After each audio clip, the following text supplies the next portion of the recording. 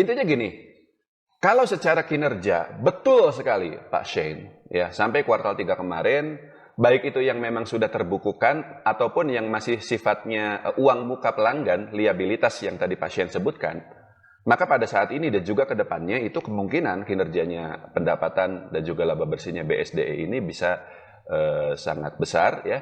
Dan meskipun yang tadi Pak Shane juga bilang, betul.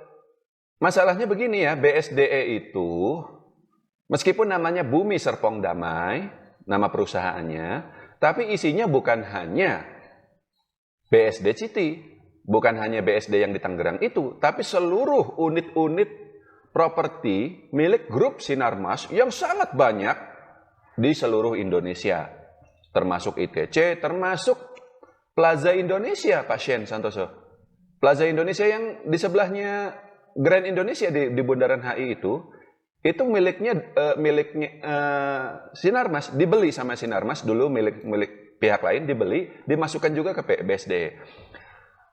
Pendapatan dari mall high end seperti itu kecil sekali, Pak. Itu kecil sekali, kelihatannya keren memang, tapi ya seberapa sering orang beli saham, beli jam tangan Richard Mille gitu, dikit banget. Ya, lalu kemudian yang tadi saya sebut ITC ya, melalui Duta Pertiwi, semuanya dikonsolidasikan. Jadi dari BSD-nya itu pendapatannya gede ya, tapi karena dari unit-unit usaha lainnya pendapatannya kecil, ya totalnya jadi kecil juga gitu. Di sisi lain, secara valuasi kita bisa lihat ya, BSD ini pada harga sekarang itu masih murah banget malah. BSD ini pada harga 1035 misalnya. PB Vidya itu masih 0,6 kali, murah sekali. Anda bayar Rp600 untuk mendapat aset senilai 1.000 dan aset tersebut masih menghasilkan keuntungan. Nah, jadi kalau saya simpulkan, ya, satu, secara prospek ke depan, kalau dibandingkan dengan emiten properti yang lain, ini BSDE yang sesama properti yang besar-besar ya, karena yang listing di BEI ini kan ada yang properti yang gede banget. Yang gede banget itu menurut saya memang ada 3. Satu BSDE, kedua apa Pak Shane? LPKR, Lipo Karawaci ya. Yang satunya lagi CTRA, Citraland. Itu 3 itu yang paling gede. Setelah itu ada Agung Podomoro ya. Agung Podomoronya, grupnya itu gede banget. Tapi yang masuk APLN itu cuman yang kawasan-kawasan ini aja. Apa sih namanya, super blok. Sedangkan misalnya kalau yang lebih kecil-kecil kayak perumahan segala macam, punyanya Agung Podomoro juga, tapi nggak masuk. Agung Sedayu ya melalui PANI, itu juga kan sama, gede banget, tapi ya cuman PIK doang yang masuk ke PANI itu. Jadi dia nggak ini. Beda dengan BSD yang tadi saya katakan seluruh punya Sinarmas masuk ke situ. Habis itu di bawah itu ada lagi kayak Gapura Prima, ya, yang lebih kecil lagi seperti itu. Nah, di antara yang gede-gede ini memang BSDE ini yang paling kinerjanya paling bagus lah. Karena memang Sinarmas itu sudah terkenal dari dulu, jago mereka di properti. Nah, di sisi lain, ya, meskipun prospeknya bagus, dari sisi nama besar, track record bagus, tapi ya mungkin kinerjanya perusahaannya akan sulit untuk benar-benar bagus karena itu tadi. Ada banyak unit-unit usaha punyanya BSDE ini yang profitnya tidak terlalu besar, sehingga totalnya itu tidak terlalu bagus seperti itu. Dan di sisi lain lagi, valuasi sahamnya murah, cuma 0,6. Jadi kita punya 2 faktor positif, 1 valuasi murah, kedua kinerja yang sangat bagus, dan 1 faktor yang kurang positif.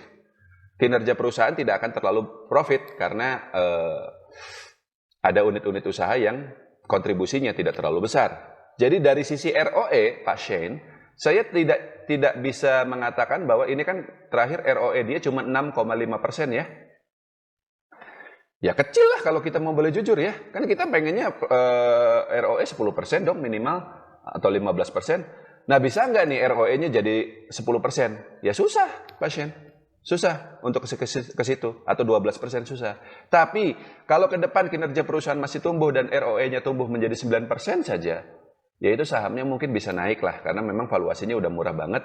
Meskipun mungkin targetnya nggak terlalu tinggi juga ya, dari 1.000 ini ya ke 1.200 atau 1.400. Tapi itu tergantung dari kinerja ke depannya, entah ini di kuartal 4 ataupun nanti di tahun 2024. yang tadi pasien katakan, dengan analisa begini dan begitu, diproyeksi nanti di kuartal 4 itu bakal bagus, sebenarnya itu sangat masuk akal. Betul yang pasien sampaikan, kalau kita lihat dari sisi liability uang muka pelanggan yang nilainya cukup besar, ya. Tapi berdasarkan pengalaman, saya sendiri pun sering mencoba memprediksi seperti itu pasien. Tapi hasilnya kadang benar, lebih sering keliru. Gitu. Balik lagi, ini bicara pengalaman ya. Karena ternyata faktor yang menentukan kinerja perusahaan properti ini banyak sekali. Enggak hanya dari sisi liability-nya aja. Pendapatan pun tidak serta-merta bisa langsung artinya pendapatan naik, laba bersih naik. Belum tentu. Belum tentu. Karena ada faktor suku bunga, ada faktor pajak, dan seterusnya. Dan yang insentif pemerintah gratis PPN, itu juga tidak terlalu menguntungkan bagi BSDE. Karena insentif itu hanya berlaku untuk rumah yang harganya kurang dari 2 miliar rupiah. Sekarang Pak Sien coba lihat rumah-rumah di BSD sana harganya berapa? Di atas 2 miliar semua. Kalaupun ada ya sedikit lah, sedikit banget gitu. Paling apartemen mungkin ya, bukan rumah tapak seperti itu. Kesimpulannya, BSD tetap direkomendasikan karena analisa yang tadi saya sampaikan ya. Kalau Anda sudah pegang hold saja, dia bisa naik sampai 1.200 kalau memang nanti kinerjanya lebih baik di 2024, mudah-mudahan ya sesuai harapan kita bisa naik lagi lebih tinggi dari 1.400. Dan kalau misalnya yang terjadi adalah kinerja perusahaan ternyata tidak sesuai harapan, ya itu tetap kan ada risiko seperti itu, maka dengan pertimbangan valuasinya yang juga sangat murah, dan ingat loh, sekarang ini kan kondisi pasar masih belum benar-benar pulih, kita bisa lihat Astra turun terus dan seterusnya. Dalam kondisi seperti itu aja, saham BSDE masih tetap bertahan di situ tuh.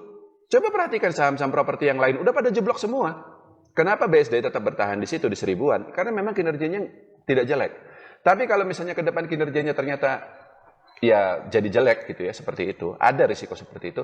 Kalaupun dia turun ya paling ke 900 atau 1000. Jadi potensi upside-nya jauh lebih besar daripada risiko penurunannya jika kinerja perusahaan tidak sesuai harapan. Jadi sahamnya masih bisa direkomendasikan. Kalau pegang boleh di hold. Cukup Pak Syed.